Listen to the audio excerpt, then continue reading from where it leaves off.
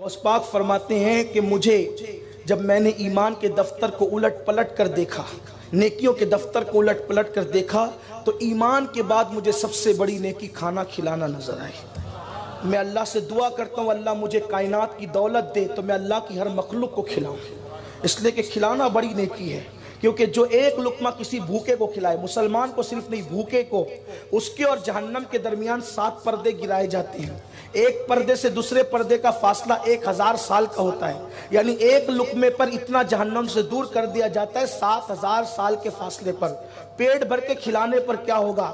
جو آج لوٹ مار کر کے کھا رہے ان کو پتہ نہیں ہے کہ کھانے کی فضیلت نہیں ہے، کھلانے کی فضیلت ہے۔ اس لیے کہ کھاؤ تو بدبو بنتا ہے، کھلاؤ تو جنت کا مزدہ ملتا ہے۔ اس لیے اللہ والوں کو کھانے کی فکر کم ہوتی تھی، کھلانے کی فکر زیادہ ہوتی تھی۔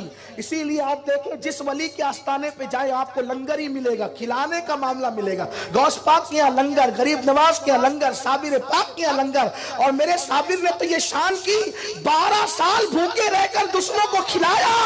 اللہ اکبر!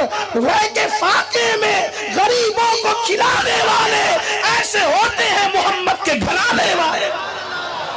لوگوں سے چھین کے کھانا تو سب کو آتا ہے، بھوکے رہ کے کھلانا کوئی حضور کے گھرانے سے سیکھے۔ یہ صابر پاک نے کیا ہے۔ اللہ اکبر! تو غوث پاک یہاں کھانے کی بڑی فراوانی تھی، بہت فراوانی تھی۔ لنگر تقسیم ہوتے تھے، لوگ کھاتے ہی رہتے تھے، اور لنگر میں بھی چھوٹی موٹی چیز نہیں پکتی تھی۔ یہاں بھی ایک بات تھوڑی کہنا چاہتا ہوں، برا نہیں مانے تو۔ بیٹے کی شادی میں 80 روپے والے چاول پکتے ہیں، لیکن نیاز کریں تو بولتے ہیں سستے والا چاول ذرا لائیں، اس پہ بھی نیاز ہو جاتی ہے۔ لیکن آپ آنے والوں کو کیوں دیکھتے ہیں؟ بیٹے کے نام پہ 80 روپے کلے والے چاول لائے، غوث پاک کے نام پہ 20 روپیہ۔ یہ محبتوں کی بات ہے، یہ محبتوں کی۔ کچھ لوگ کہتے ہیں یار یہ اتنی نیازیں کیوں ہوتی ہے؟ اگر یہ پیسے اٹھا کے مدرسے میں دے دیے جائیں تو جو ہر سال عمرہ کو جاتے وہ پیسے بھی پھر مدرسوں میں دے دو، جو ہر سال حج کو جاتے وہ پیسے بھی مدرسوں میں دے دو، سبھی مدرسوں میں دے دو۔ پھر امام حسین نے 25 حج کیوں کیے؟ امام آدم نے 55 حج کیوں کیے؟ بات یہ ہے ساری چیزوں کی اپنی اپنی ایک شان ہے۔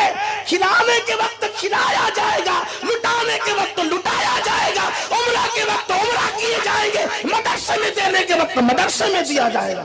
ہم مدرسوں کے مخالف نہیں ہیں، ہم لوگ خود مدرسے چلاتے ہیں الحمدللہ۔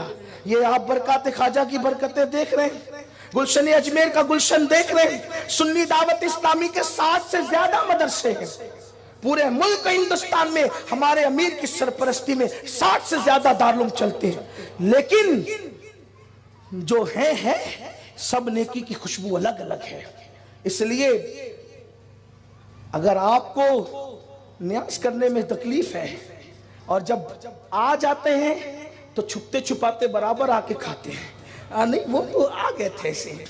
جب آپ کھاتے نہیں ہیں تو پھر آتے کیوں ہیں؟ اور کچھ لوگ اتنے کٹر کہتے ہیں نہیں ہم تو فاتحہ کا نہیں کھاتے۔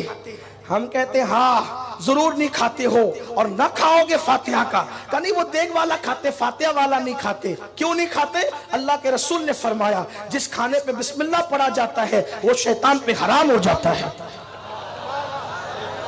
ارے ایک بسم اللہ پڑھی تو شیطان نہیں کھا سکتا، چاروں کل پڑھی۔ آگے نہیں کہوں گا اس لیے کہ آج کل کے حالات کا بھی خیال کرنا ہوتا ہے۔ میری سنی قوم بہت سمجھدار ہے، ہم فاتحہ کا نہیں کھاتے۔ ہاں انتر منتر نہیں پڑھے جاتے، اللہ کا قرآن پڑھا جاتا ہے، اور جس کھانے پہ قرآن پڑھا جائے وہ شیطان پہ حرام ہو جاتا ہے۔ اب جو بیچارے نہیں کھاتے ہمیں الزام نہ دے، وہ خود سوچے میری برادری کون سی ہے۔ میں کوئی چھیڑ چھاڑ کی بات نہیں کر رہا ہوں، لیکن لوگ ہمیں زخم دیتے ہیں، لوگ ہمیں صدمہ دیتے ہیں۔ قرآن پڑھا جائے نہیں کھاتے ہو، اور تم نے کیا کیا لکھا ہمیں پتہ ہے، لیکن میرا عنوان وہ نہیں ہے۔